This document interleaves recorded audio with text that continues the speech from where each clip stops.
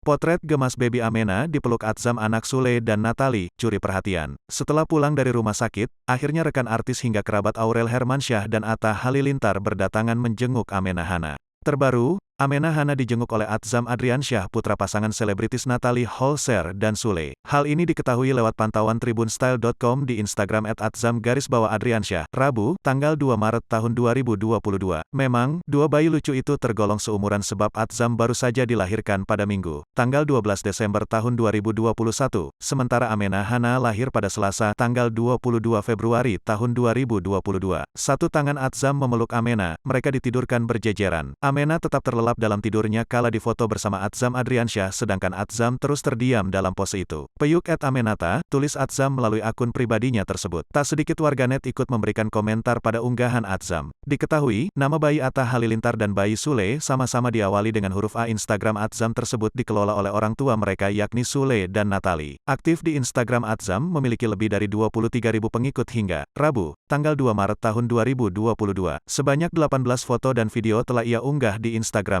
Memiliki keluarga dari kalangan artis membuat dirinya selalu menjadi sorotan warganet.